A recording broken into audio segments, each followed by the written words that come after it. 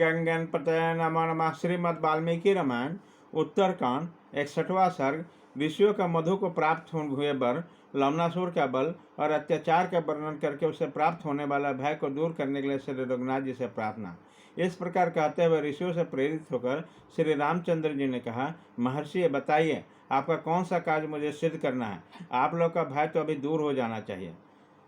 श्री रघुनाथ जी के ऐसे कहने पर भृगुपुत्र च्यवन बोले, नरेश्वर, समूचे देश पर हम लोगों का जो भय प्राप्त हुआ है उसका मूल कारण क्या है, सुनिए। राजन, पहले सतयुग में एक बहुत बड़ा बुद्धिमान दैत्य था। वो लोला का ज्येष्ठ पुत्र था। उस महान असुर का नाम था मधु। वह बड़ा ही ब्राह्मण भक्त और शरणागत वत्सल था। उसकी बुद्धि सुस्थिर थे। अत्यंत उदार स्वभाव वाला, देवताओं के साथ उसकी भी ऐसी गहरी मित्रता थी जिसकी कहीं तुलना नहीं थी। मधु बल विक्रम से संपन्न था और एकाग्रचित होकर धर्म के अनुष्ठान में लगा रहता था। उसने भगवान शिव की बड़ी आराधना की, जिससे उन्होंने उसे अद्भुत वर प्रदान किया। भगवान शिव ने अत्यंत प्रसन्न होकर अपने शूल से चमचमाता हुआ एक परम शक्तिशाली शूल प्रकट करके मधु को दिया और यह बात कही, तुमने मुझे प्रसन्न करने वाला यह बड़ा अनुपम धर्म दिया है, अतः मैं अत्यंत प्रसन्न होकर तुमसे यह उत्तम आयुध प्रदान करता हूँ। महान असुर, जब तक तुम ब्राह्मण और देवताओं से विरोध नहीं करोगे तभी तक यह शूल तुम्हारे पास रहेगा, अन्यथा अदृश्य हो जाएगा।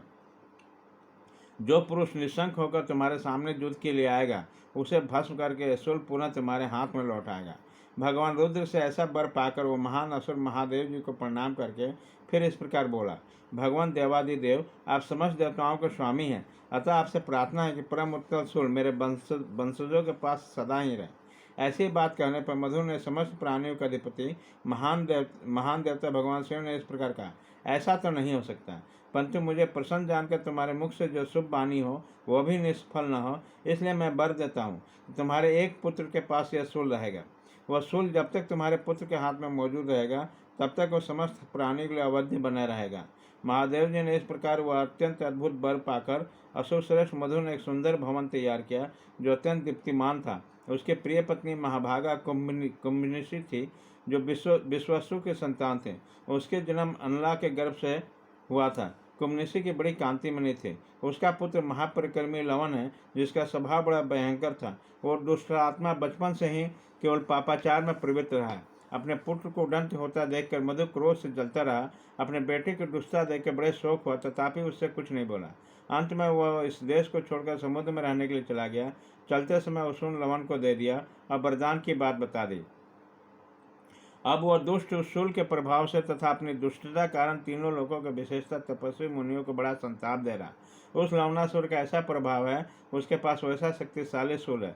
रघुनंदन, यह सब सुनकर इस उचित कार्य करने में आप ही प्रमाण है और आप ही हमारे परम गति है। श्री राम, आज से पहले भय से पीड़ित हुए ऋषि अनेक राजाओं के पास जा जाकर अभय की भिक्षा मांगे, परंतु वीर रघुवीर, अभी तक हमें कोई रक्षक नहीं मिला।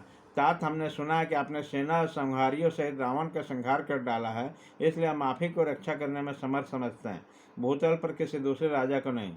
अतः हमारी इच्छा है कि आप भय से पीड़ित हुए महर्षियों को लवणासुर से रक्षा कीजिए। बल विक्रम से समस्त राम, इस प्रकार हमारे सामने जो भय का कारण उपस्थित हो गया है वह हमने आपके सामने आगे निवेदन कर दिया। आप इसे दूर करने में समर्थ है, अतः हमारी अभिलाषा पूर्ण करें। इस प्रकार श्री वाल्मीकि निर्मित आर्ष रामायण आदि काव्य के उत्तरकांड में 61वां सर्ग पूरा हुआ।